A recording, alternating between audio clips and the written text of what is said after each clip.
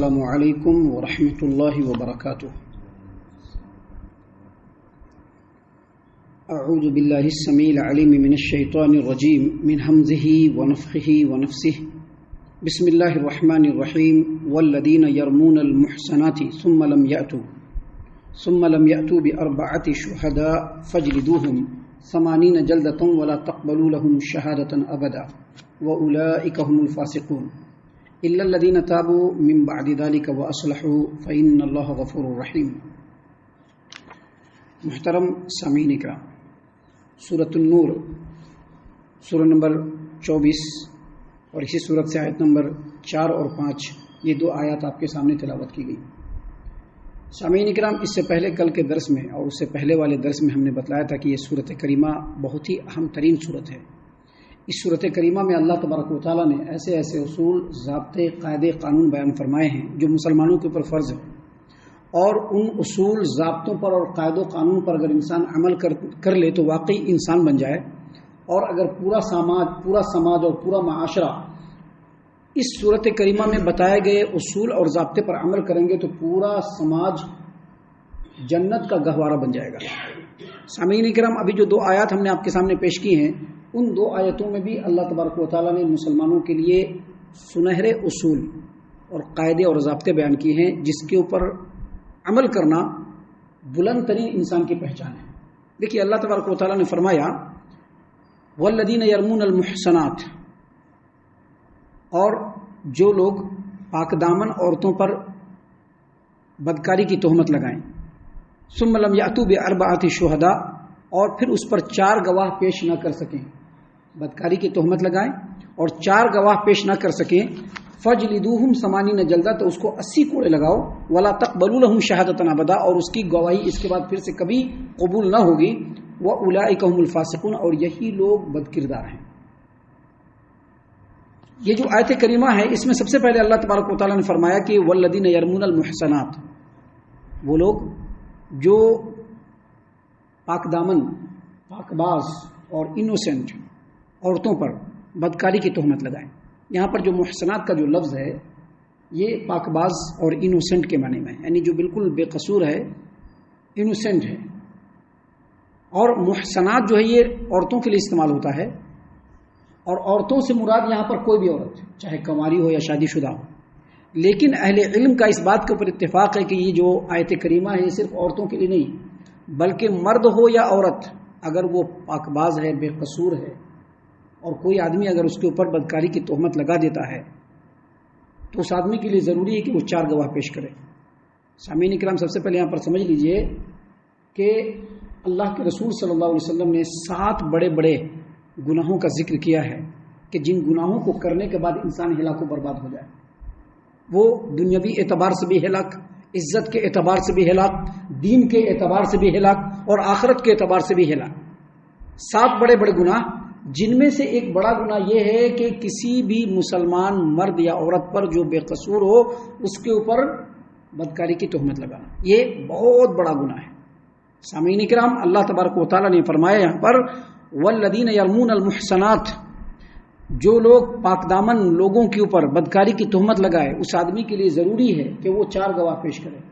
4 گواہ پیش کرنا ہے، یعنی آپ نے جس سچویشن میں اس کو دیکھا ہے اور دیکھ کر کے اس پر جو تہمت لگا رہے ہیں، اس تہمت کے لیے 4 گواہ کا پیش کرنا ضروری ہے۔ اگر 4 گواہ پیش نہیں کیے گئے تو پھر تہمت لگانے والا آدمی بالکل جھوٹا ہوگا، بالکل جھوٹا ہوگا۔ اور آگے اللہ نے فرمایا ثم لم یأتوا بأربعة شہداء، اگر وہ 4 گواہ پیش نہ کر سکے فاجلدوہم 80 جلدہ، تو اس کے اوپر 80 کوڑے لگاؤ۔ کتنے کوڑے لگاؤ؟ 80 کوڑے۔ یہاں پر سب سے پہلے یہ سمجھ لیجئے کہ زنا کی شہادت اور تہمت کی شہادت، زنا کی شہادت کا مطلب یہ ہے کہ اگر ہم کسی کے اوپر کہیں کہ اس نے زنا کیا ہے تو زنا کی شہادت کے طور پر 4 ایسے گواہ لانے پڑیں گے جس نے دیکھا ہو کہ اس نے زنا کیا ہے، یعنی فعل زنا۔ اور زنا کی تہمت کا الزام لگانے کا مطلب یہ ہے کہ کسی کو ایسے سچویشن میں دیکھا ہے جو زنا کا قرینہ ہے۔ مثال کے طور پر مرد عورت ہے، اس کو بالکل تنہائی میں دیکھ لیا، لپٹا چپٹی کرتے ہوئے، بوسو کنار کرتے ہوئے دیکھ لیا، یا کوئی بچہ پیدا ہوا تو اس کے بارے میں کہا کہ نہیں، یہ اس کا بچہ نہیں، کسی دوسرے کا بچہ ہے، یہ حرامی ہے، تو اس کو کہتے ہیں زنا کی تہمت لگانا۔ یہ جو زنا کی تہمت لگانا، اس کے لیے جو اللہ تبارک و تعالیٰ نے اتنا کڑا نصاب بیان کیا، اور ساتھ ہی ساتھ کہا کہ اگر کوئی نصاب کو پورا نہ کر سکے تو اس کو 80 کوڑے لگاؤ. یعنی اگر کسی سماج و معاشرے میں کسی آدمی نے کسی آدمی کے اوپر اگر بدکاری کی تہمت لگایا ہے تو اس کے لیے نصاب کیا ہے؟ 4 گواہ لانا، اور چاروں گواہ بالکل اسی سچویشن کو دیکھنے والا ہو جس کو اس نے دیکھا ہے. 4 گواہ لانا، اور اگر 4 گواہ نہیں لائے تو 80 کوڑے پڑیں گے.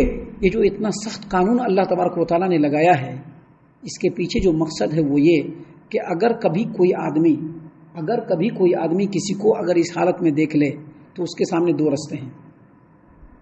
اب ظاہر سی بات ہے، کسی کو کوئی آدمی کسی ایسے حالت میں دیکھے گا تو 4 گواہ لانا بہت مشکل ہے، بلکہ ایک طرح سے دیکھیں تو ناممکن ہی ہے، بہت مشکل ہے.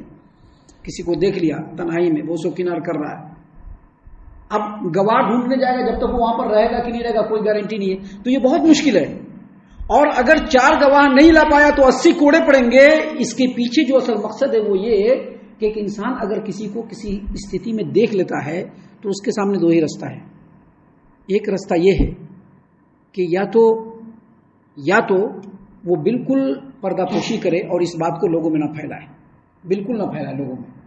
اور اگر اس کو لگ رہا ہے کہ نہیں یہ غلط ہے تو 4 گواہ پہلے وہ پورا کرے اور پھر حاکم وقت کو جا کر کے بتلائے، جو ذمہ دار ہے اس کو بتلائے. ابھی ہمارے یہاں یہ نہیں ہوتا ہے. ہمارے یہاں کیا ہوتا ہے، اگر کہیں دیکھا تو پورے معاشرے میں جنگل میں آگ کی طرح سے بات نہیں پھیلتی جیسے لوگوں کے بارے میں لوگ یہ بات پھیلا دیتے ہیں. اس سے کیا ہوتا ہے، سماج و معاشرے میں بہت بدریشن ہوتا ہے. اللہ تبارک و تعالیٰ نے اسی لیے اتنا کڑا قانون لگایا. ایمان والوں کو چاہیے کہ قرآن کے آیت کے ایک ایک لفظ کے اوپر غور و فکر کریں. ہمارے سماج و معاشرے میں کیا ہے، توحید کا دعویٰ لوگ کرتے ہیں کہ ہم توحید پر چلنے والے ہیں، لیکن اگر ان کی زندگیوں میں جھانک کر کے دیکھیں تو توحید کا ایک ذرہ بھی نہیں ملتا ہے. توحید کا مطلب یہ ہے کہ قرآن کی آیتوں کے اوپر غور و فکر کرنا اور اس کے مطابق زندگی گزارنا. یہاں ویسا نہیں ہوتا ہے. اللہ نے اس چیز کی تعلیم دی ہے، اور یہی وجہ ہے کہ ہمارے سماج و معاشرے میں اس قدر فتنہ برپا ہوا ہے. کسی بھی سماج کو دیکھ لیجئے، اتنے فتنے ہیں. فتنوں کی وجہ بس یہ ہے کہ اللہ تبارک و تعالیٰ کے کلام پر اور کلام میں جو اللہ تبارک و تعالیٰ نے جو آیتیں نازل فرمائی ہے اس پر لوگوں نے عمل نہیں کیا. اگر کوئی آدمی کبھی کسی کو دیکھ لیتا ہے تو اس کے لیے 2 راستے ہیں، یا تو بالکل چپی اختیار کرے، اس کی پردہ پوشی کرے، لوگوں میں مشہور نہ کرے. لیکن اگر اس کو لگتا ہے کہ ہاں یہ بات غلط ہے تو اس کے لیے پہلا جو اس کے اوپر رسپانسبلٹی اور جو ذمہ داری ہے وہ 4 گواہ کو کمپلیٹ کرے. 4 گواہ اگر کمپلیٹ ہو جائے تو اس کو حاکم وقت کے پاس لے جائے، لوگوں میں مشہور نہ کرے، کیونکہ حاکم وقت کے پاس جب بات چلی جائے گی تو وہ ہر چیز کو دیکھ کر کے اس گندگی کو کیسے سماج و معاشرے سے پاک کرنا ہے وہ دیکھ کر کے اس کو پاک صاف کر دے گا، لیکن سماج میں نہ پھیلائے. اللہ تبارک و تعالیٰ نے آگے فرمایا کہ جو آدمی 4 گواہ پیش نہ کر سکے اور اس کے باوجود لوگوں کے اوپر زنا کی تہمت لگا دے اور اس کے پاس 4 گواہ نہیں ہو تو پہلا کام یہ کرنا ہے کہ اس کو 80 کوڑے لگانا ہے. کتنے کوڑے لگانا ہے؟ 80 کوڑے. اور دوسرا کام یہ کرنا ہے کہ وَلَا تَقْبَلُوا لَهُمْ شَهَادَةً أَبَدًا، آگے سے کبھی بھی اس کی گواہی قابل قبول نہیں ہوگی. یہ دوسرا حکم ہے اللہ تبارک و تعالیٰ کہ آگے سے اس کی گواہی کبھی بھی قابل قبول نہیں ہوگی. اور تیسری بات یہ ہے اللہ نے فرمایا وَأُولَٰئِكَ هُمُ الْفَاسِقُونَ، یہی لوگ بد کردار ہیں. اب یہاں پر غور و فکر کرنے کا جو مقام ہے وہ یہ کہ سماج و معاشرے میں کبھی کوئی کسی کے بارے میں جو زنا کی تہمت لگاتا ہے، بدکاری کی تہمت لگاتا ہے، تو ضروری نہیں کہ ہمیشہ جھوٹی ہو، کبھی کبھی سچ بھی ہو سکتا ہے، کبھی کبھی سچ بھی ہو سکتا ہے. لیکن 4 گواہ نہ لانے کی وجہ سے اللہ تبارک و تعالیٰ نے یہاں پر اس کو بد کردار کہا ہے. یعنی اگر وہ سچا ہے اور اس کے باوجود وہ 4 گواہ نہیں لا سکا تو اس کو 80 کوڑے لگیں گے، اس کی گواہی کبھی بھی قابل قبول نہیں ہوگی، اور وہ بد کردار ہے اللہ کے نزدیک بھی اور لوگوں کے نزدیک بھی. اس کی وجہ کیا ہے؟ کیونکہ اس کی وجہ سے اس نے ایک بات ایسی کی ہے جو سماج و معاشرے میں پھیل گیا، فتنے کا سبب بن گیا. اسی لیے آیت کریمہ کے اس ٹکڑے سے سمجھ میں آتا ہے کہ اگر کہیں پر کوئی برائی دیکھے تو اس کی پردہ پوشی کرنا چاہیے، کیونکہ پردہ پوشی کرنا یہ بہت بڑا عمل ہے.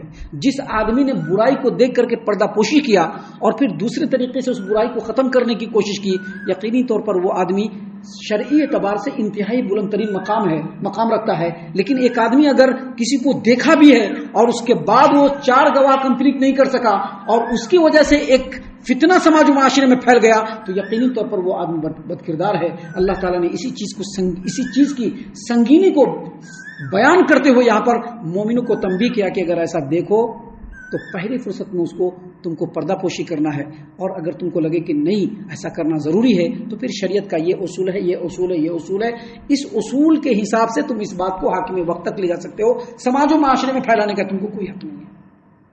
سامعین کرام، اس کے بعد اللہ تبارک و تعالیٰ نے فرمایا الا الذین تابوا من بعد ذلک واصلحوا فإن اللہ غفور رحیم، البتہ جو لوگ اس کے بعد توبہ کر لیں اور اپنی اصلاح کر لیں تو یقیناً اللہ بڑا بخشنے والا اور رحم کرنے والا ہے۔ دیکھیے پچھلی آیت کریمہ کے اندر جو آدمی کہیں پر کسی سماج و معاشرے میں کسی آدمی کے اوپر بدکاری کی تہمت لگاتا ہے، زنا کی تہمت لگاتا ہے، تو اس کے لیے 3 باتیں اللہ نے بیان فرمائی، 2 حکم ہے اور 1 خبر ہے۔ پہلا حکم کیا ہے کہ اس کو 80 کوڑے مارو، اس کو جو ہے 80 کوڑے مارو، اور دوسرا حکم یہ ہے کہ اس کی گواہی کو قبول نہ کرو، اور تیسرا خبر کیا ہے کہ وہ بد کردار ہے۔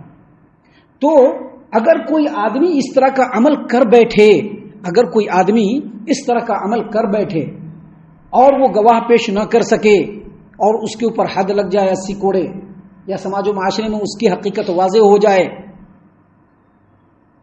اس کے بعد اس کے دل میں اگر پچھتاوا ہے کہ نہیں ہم نے بہت غلط کیا اور اس نے سچے دل سے توبہ کر لیا، تو جو دنیاوی حکم ہے وہ لگا رہے گا۔ کیا دنیاوی حکم؟ اگر اسلامی حکومت ہے تو 80 کوڑے لگیں گے، دوسرا یہ کہ وہ بد کردار ہے، دوسرا یہ کہ اس کی شہادت کبھی بھی قبول نہیں ہوگی، یہ تو لگے رہیں گے کہ اس کو 80 کوڑے لگیں گے اور اس کی شہادت قبول نہیں ہوگی، لیکن توبہ کر لینے کے بعد اب وہ اللہ کے نزدیک بھی اور لوگوں کے نزدیک بھی بد کردار نہیں ہوگا۔ بعض اہل علم نے کہا کہ نہیں، اس کی شہادت بھی قبول کی جائے گی، اس کے لیے کچھ کنڈیشن بیان کیے ہیں، لیکن یہاں پر اللہ تبارک و تعالیٰ نے جو احکام بیان کیے ہیں اس سے یہی بات ثابت ہوتی ہے کہ اگر وہ آدمی اپنے کیے پر پچھتا جائے کہ نہیں میں نے بہت غلط کیا، فلاں آدمی نے کیا کیا، نہیں کیا، صحیح کیا، غلط کیا، ہم نے پورے سماج و معاشرے کو فتنے میں ڈال دیا، یہ چیز سوچتے ہوئے، یا پھر ہم نے غلط تہمت لگایا، یہ چیز سوچتے ہوئے اگر اس نے توبہ کیا سچے دل سے اور آگے ایسا نہیں کرے گا، اس نے اپنے دل کے اندر عزم کیا، تو 80 کوڑے تو ضرور لگیں گے اور گواہ بھی قابل قبول نہیں ہوگی، لیکن وہ اب بد کردار نہیں ہوگا بلکہ ایمان والا ہو جائے گا۔ یہ باتیں ہیں جو اللہ تبارک و تعالیٰ نے یہاں پر بیان فرمائی ہے۔ ابھی آگے اور بھی بہت ساری باتیں ہیں جو ہمارے لیے انتہائی قیمتی ہے، جس کو بہت غور و فکر سے سننا چاہیے۔ ہم اللہ سے دعا کرتے ہیں کہ اللہ تعالیٰ ہم تمام کو ان باتوں پر خوب غور و فکر اور تدبر کرنے کے ساتھ ساتھ ان باتوں پر عمل کرنے کی بھی توفیق عنایت فرمائے، آمین۔ اللہ تعالیٰ ہم تمام کو صحیح معنوں میں پکا سچا مومن مسلمان بنائے، اللہ اور اس کے رسول صلی اللہ علیہ وسلم کی اطاعت و فرما برداری کرنے والا بنائے، صحابہ کرام رضی اللہ عنہم کے طریقے پر چلنے والا بنائے، جنت الفردوس میں جگہ عطا فرمائے۔ اے اللہ ہم تمام کو جہنم سے پناہ دے، اے رب العالمین ہم تمام کو جہنم سے پناہ دے، اے مالک الملک ہم تمام کو جہنم سے پناہ دے، آمین یا رب العالمین۔ وما علینا الا البلاغ المبین۔ تبارك الذي نزل الفرقان على عبده ليكون للعالمين نذيرا